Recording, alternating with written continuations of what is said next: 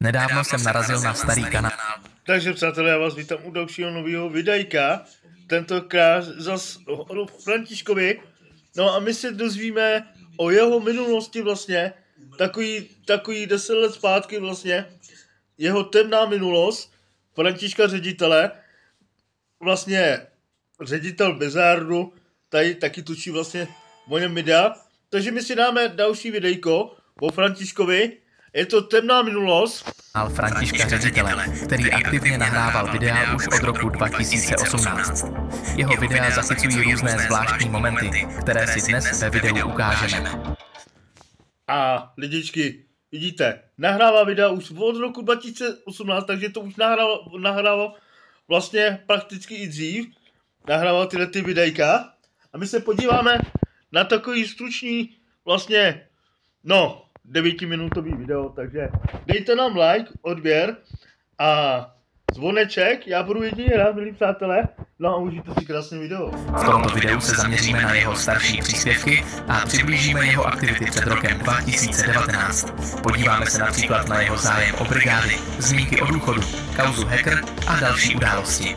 Pohodlně se usaďte, jdeme na video.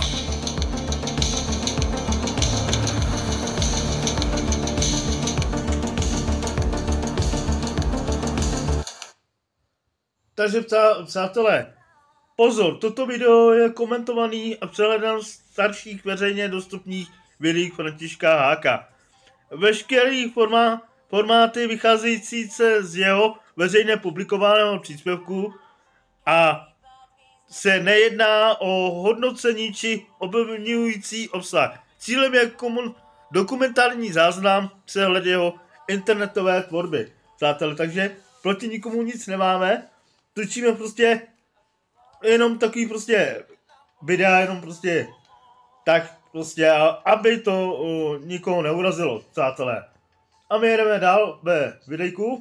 Začneme videem, kdy František volá na zákaznickou linku pravděpodobně nějaké dopravní společnosti a po hovoru s operátorkou mu trošku přetečou nervy a začne vyjadřovat svou nespokojenost.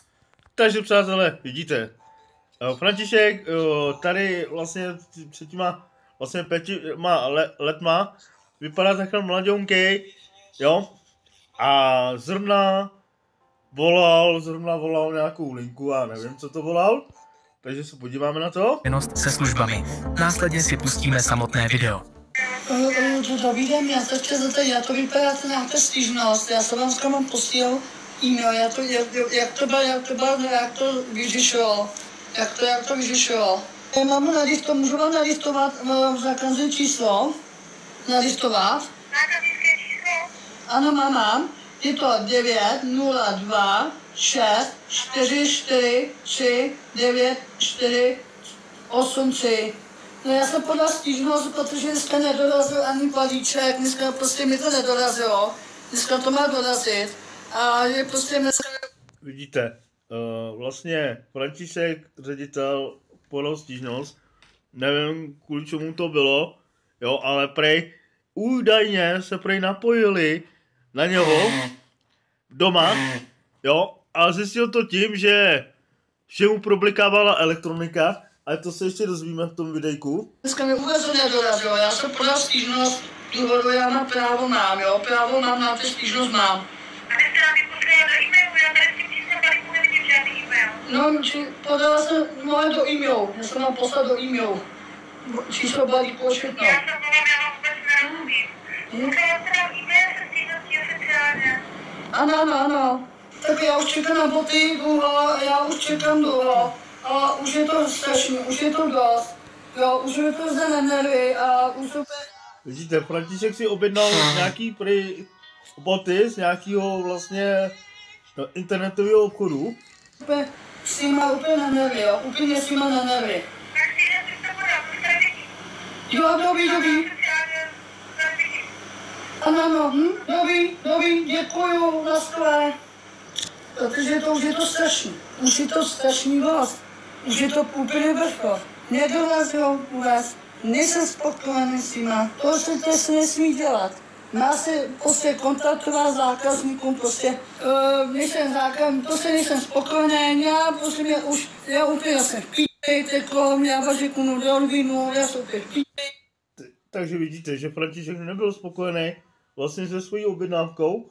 Nevím proč, jako co mu to, že mu to asi nepřišlo, jo, ale vlastně to bylo takových 5 let vlastně zpátky, ale nevím, co tomu prostě docházelo, co se vlastně dělo, jo, že chudák vlastně takhle měl pak takhle jako na tohleto názor. A že řeknu na rovinu, nejsem zákazník, nejsem spokojený. Sere mi to, já jsem takhle jako směm, jsem úplně prvný, už mi to sere víc, že prostě špatně chovají, špatně nevychovaní, dobytkové, smrdy. Prostě nejsem spokojený a prostě nejsem spodní. Děkuju vám. ČPP 30 let s vámi. A jedeme dál. Dáme si spolu snídaní? Ne, cukrouši. Super produkty od MK. Skvělá chuť bez přidaného cukru. Děkuju vám. Jako druhé video si pustíme asi nejznámější Františkovu kauzu Hacker, kdy...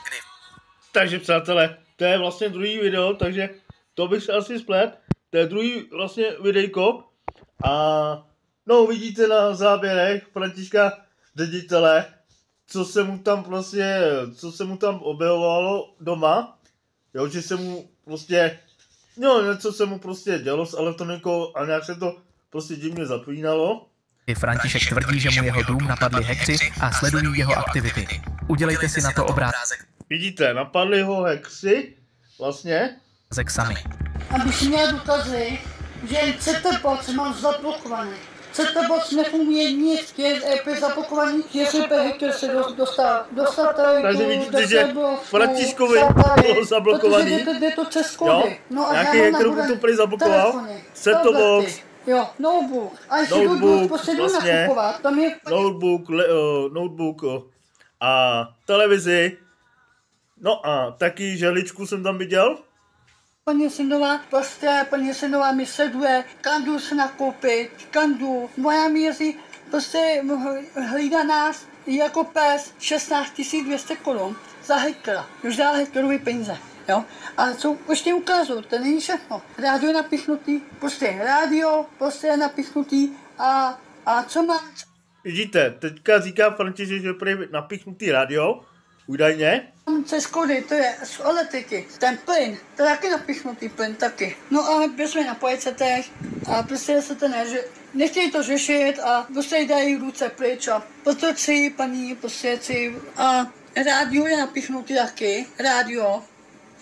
No já vždycky dělám disco, ale ona mi všechno. Všem lidem ukážte, co to je zázač. Že máme baráku hackera, že máme tady problémy a že prostě hacker je tady prostě baráku, že všude je napichnutý, elektrika je napichnutá. Je to možné, že by se třeba napojil hacker? Jo, na to? Já nevím, na elektroniku. Myslím si, že se třeba hacker může napojit třeba do počítače, jo, ale neviděl jsem, že by se napojil třeba na set-top-box, anebo na žehličku, jo, a na rádio, to nevím, protože to asi blbost, přátelé. Plyn taky napichnutý, jo. Prostě řeknu, já už jsem prdeli, já už jsem si na mrtvecí, nemůžu ani šumět na televizi, prostě já nemůžu, prostě si koukám na ulici, tam mi hned vypnou, já musím být hotový, já prostě... Pejse máme napichnutý, no, pejse. Vidíte, jak tam má napichnutý video a napichnutý set-top box, přátelé? Pejse, máme... Jinak sledujete starší video Františka ředitele z roku 2018. Napichnutý, jo. A vlastně jeho temná minulost. Podívejte, co tady máme napichnutý, všechno. City kontrolka a pejse žehličku, jo. A pejse máme všechno napichnutý, podívejte, máme všechno napichnutý. A vidíte, teď jste viděli v záběrech, že to hezky, že mu to tam pípá, problikává ta vlastně žehlička. Ale to jsem ještě neviděl vlastně, proč to takhle vlastně jako pípá. Napichnutý, aby se věděla paní, co mám potočit. A pružovačku taky máme napichnutý, taky máme všechno. Jo, vidíte, prodlužovačka napíchnutá, jo. To jsem taky neviděl, ale je to, já nevím, jo. Udělejte si, milí lidičky, sami svůj názor. Jo, paní, máme to napichnutý. Prostě já si prostě bombátky celý pryč, protože nějak to nejde. Jo, říkám pravdu, jo, protože já si prostě chci do vzduchu, protože chci nastopit, protože já nemůžu ani koukat na televizi, ani nemůžu nic. Jo, paní. Následně se podíváme na předposlední video, které zachycuje situaci, kdy František projevuje zájem o roznášku letáků. Ještě nízký úřad chtějí zakázat roznášky letáky, chtějí zakázat. A už musím urgovat pana Hraba, aby už tam... Takže tady vidím asi dalším vlastně videjku Františka ředitele, vlastně dalším tom záběru, že prej údajně měl nějakou práci, jo, na roznášení letáků, takže asi roznášel letáky v té vesnici, kde on vlastně bydlí. Znám tu poslednou smlouvu, musím na něho urgovat, aby mohl mi, už musím odložit do papír smlouvu, aby mohl, a tady bude konfan, budou se stavět příští jako letos, budou stavět konfandy, s panem Požičí budou stavět konfandy a já budu brát 11 586. Já jsem mu teďka rozuměl Františkovi, že budou prej stavět nějaký Kauflandy, jo, a že prej mu uznalují důchod 12 500, já nevím, nebo 11 500, já jsem teďka špatně rozuměl. Budu brát příští rok 2020. V posledním videu František ukazuje, jak si pořídil vysílačky, které pro něj nicméně byly spíše No vidíte, tady to jsou takový obyčejný vysílačky za 499. zbytečnou investicí. Tak, já jsem takovou objednal vysílačku za 499 korun, protože já si to najdu stránku, podívejte se to na cenu. Plika TV je vše, co potřebujete k investování. Akce Najdu stránku, podívejte se na cenu. Jestli vidíte, vysílačka stojí 499 korun, to stojí 499 korun, jo, 400. Františku, tohle to jsou asi neobyčejnější vysílačky, tady jsou tyhle ty žlutý.